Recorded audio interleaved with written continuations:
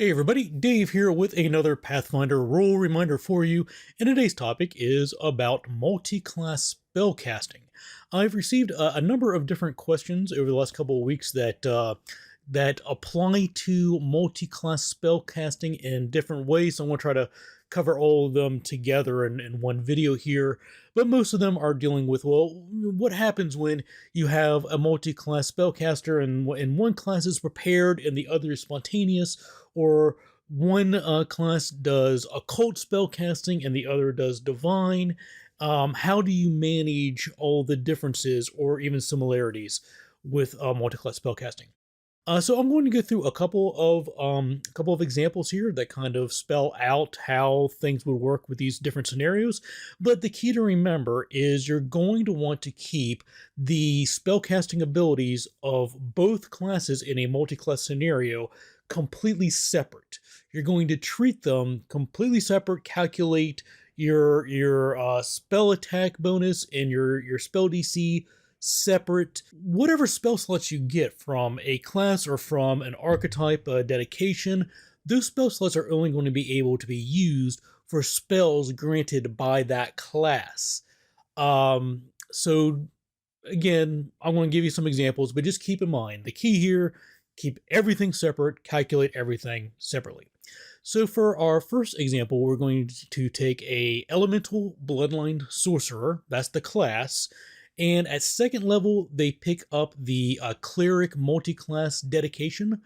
And then at fourth level, they pick up the basic cleric spellcasting feat.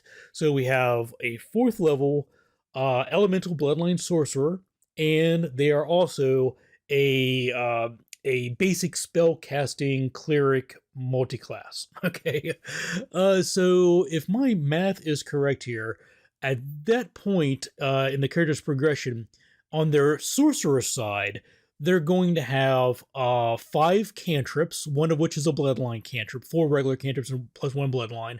First level, they're going to have 3 spell slots plus 1 bloodline spell slot, and at second level, they're going to have 3 spell slots and 1 more bloodline spell slot.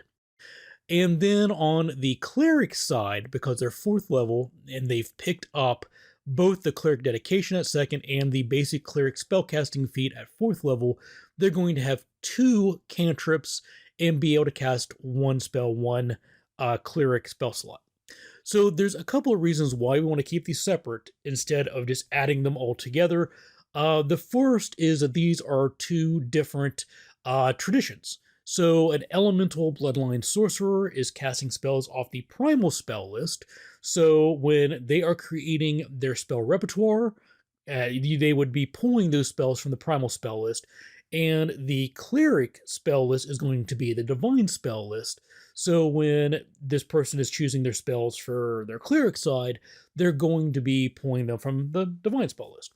Also keep in mind that clerics are prepared spellcasters, whereas sorcerers are spontaneous spellcasters. So that means that one spell slot that is the clerics, you also have to got to remember they have to prepare a specific spell in that slot, part of their morning preparations. Now they're on their sorcerer side, they have their spell repertoire, they've got their 3 spell slots per level plus their bloodline slot, and those 3 main sorcerer spell slots can be used to cast any spell within their sorcerer repertoire. Could not be used to cast anything from the cleric side, and the cleric side cannot be used to cast anything from the primal side. And again, because they're spontaneous, the sorcerer side, they don't have to dictate how each slot's going to be used. But on the cleric side, because they are a prepared spellcaster, they will have to specifically declare what spells are prepared in each of the slots on that side. And everything else works the same. The spell slots being used on the cleric side can freely be heightened. The ones on the sorcerer spontaneous side cannot be. So again, it's just you just gotta keep everything separate and calculate everything separate from one another. Another thing to keep in mind is that the sorcerer side is going to have at this point a trained proficiency in occult spellcasting, and they're going to be calculating using their charisma modifier for all of their sorcerer spells. But that's going to be different than on the cleric side. Cleric side is also going to be trained proficiency, but it's going to be trained proficiency with divine spellcasting, and they'll be using their wisdom modifier to calculate the spell attack bonus and the spell DC for that side. So, not just keeping our spell list separate, we also got to keep in mind that the spell attack bonus and the spell DC will also be different for both of those two different classes. And what this also means is that when this character reaches 7th level, they are going to receive expert proficiency in occult spellcasting, but they will still only have trained proficiency on the cleric side. So there's going to be an increased gap between those spell attack bonuses and spell DCs, depending on which side they are casting their spells from.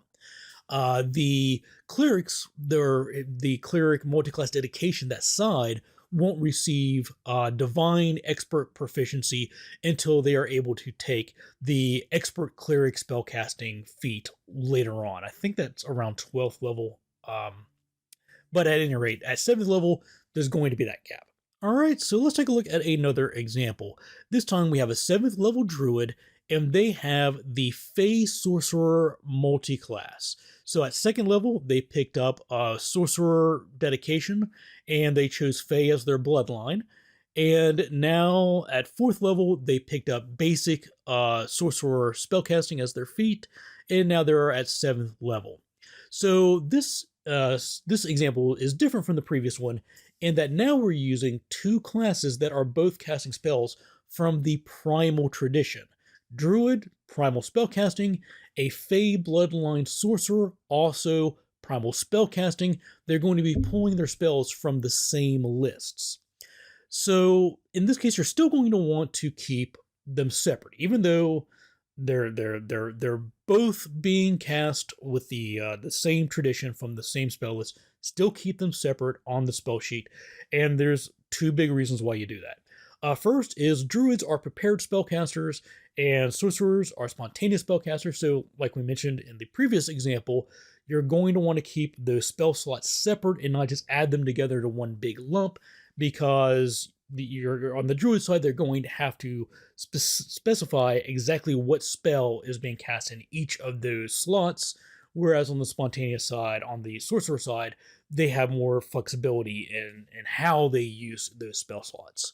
Now, the second reason why you're going to want to keep those two spell lists separate, those two class spellcasting abilities separate on your character sheet, is because even though they are both using primal spellcasting, and they're both using the same proficiency, primal spellcasting proficiency is going to be the same on both sides. They're going to use a different ability modifier. So when you're calculating the spell attack bonus and you're calculating the spell save DC on the druid side, you're going to base that calculation on the wisdom modifier, because wisdom is the key ability score for druids. But on the sorcerer side, you're going to be making that calculation using charisma. So if this druid has a higher wisdom than they do charisma, there's going to be still going to be a difference between the spell attack bonus and the spell save DC, depending on if they are casting a spell using their druid side or if they're casting a spell using their Fey sorcerer side. But there is one big benefit to being a multi-class spellcaster who does cast spells using the same spellcasting tradition for both of their classes, and that is when their main class receives expert, master, or legendary proficiency in casting spells of that type, then the other class is going to get that benefit as well. So when this druid sorcerer reaches 7th level, they're going to get expert spellcasting proficiency with primal spells, because that's what happens when druids hit 7th level. And that means when they're casting spells on the sorcerer side, because they are a Fey bloodline sorcerer casting spells that are primal, they're also going to get the benefits of being an expert proficiency primal spellcaster at that time at 7th level. They're not going to have to wait until later and take the expert spellcasting feat in order to get expert proficiency. They're going to get that benefit immediately. But again, there will still be a difference in the way you calculate those numbers, because druids are going to be basing it on their wisdom modifier, and sorcerers are going to be basing it on their charisma modifier. So that's it for today. How do you manage multi-class spellcasters? Well, you keep everything separate and you calculate everything separately, and there's a few reasons why you do that. First is because some spell slots are going to be spent according to spontaneous spellcasting rules, and others will be spent according to prepared spellcasting rules. The second is because some of these might be pulling from one spell tradition and one spell list, and the other is going to be pulling from a second different spell tradition and spell list. And another big reason is because of differences in proficiency levels. You might become expert proficiency before in one spell list and one tradition before you become expert in the other, and also because of ability modifiers. If one class is using intelligence to calculate their spell attack bonus and their spell DCs, and another class is using charisma, even though they may be using the same tradition, you're still going to calculate those spell attack bonuses and saves differently. Alright, so if you have any questions about any of this, please leave those in the comments below. As always, I'll leave links in the description of this video to any of my other videos that touch on this subject. And as always, I want to take a quick moment to say thank you to everybody out there who supports me in this channel, whether that's by clicking the like button, leaving a comment, subscribing to the channel, subscribing to the Patreon, buying a super thanks. I really appreciate everything you folks do to support me. And with that, thanks for watching, take care, and happy gaming.